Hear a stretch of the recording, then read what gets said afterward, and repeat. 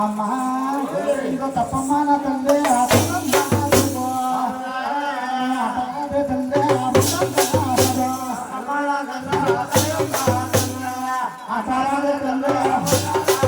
అమ్మ తప్పు కదా తల్లి తగదమ్మ నీకు నువ్వు నా కన్న తల్లివి నేను నీ కన్న కుమారుని నీకు నాకు తగదమ్మా మరి నువ్వు నా కన్న కుమారుని అనుకున్నావా నేను కన్న తల్లి అనుకున్నావా నీకు నాకు బంధువులకు ఎలా ఉందని చెప్తారు అలాగని ఏం చేస్తున్నా ఆయన అరికెత్తానా రాజు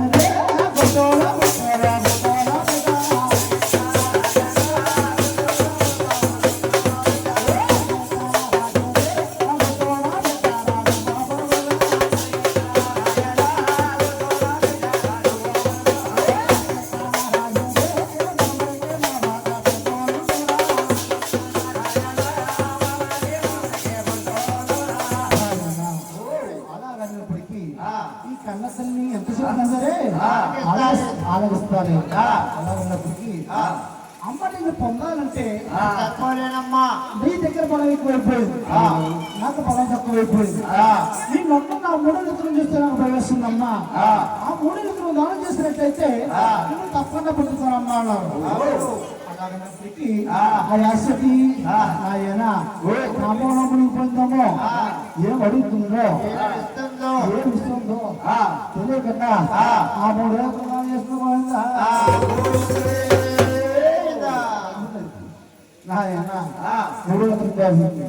అమ్మ నీ తలపులు సరి నుంచి శిల్పాల దాకా దిగిపోయి ఉన్నాయి ఆ తలపుల్లో కూడా దానం చేసినట్లయితే నిన్ను తప్పకుండా పొందుతానమ్మా ఆ తలపుల్లో కూడా దానం చేసింది అంటే ఆత్మశక్తి కాంపంలో మునిగిపోయిందమ్మో ఏ జరుగుతుందో ఏ విష్ణుమో తెలియకుండా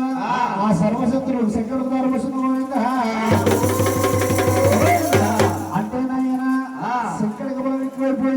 ఆ యాదశక్తికి బలం తక్కువైపోయింది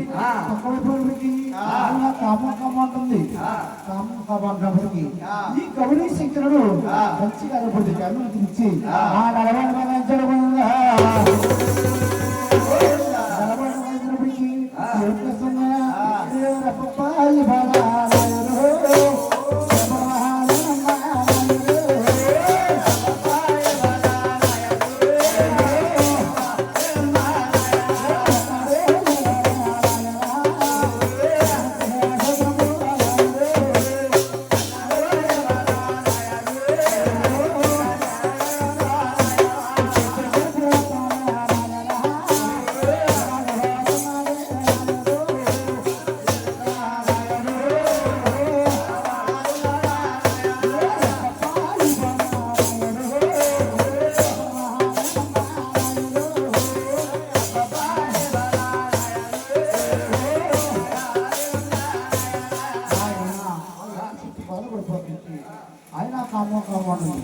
ఆయన కామదించబడింది ఇప్పుడు ఏమన్నారా ఆయన తప్పమ్మా తల్లి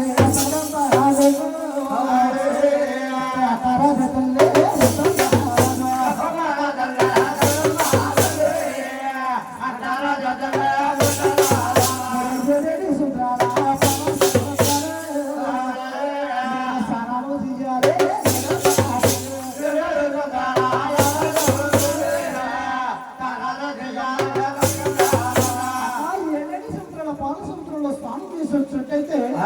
తప్పకుండా పొందుతానమ్మా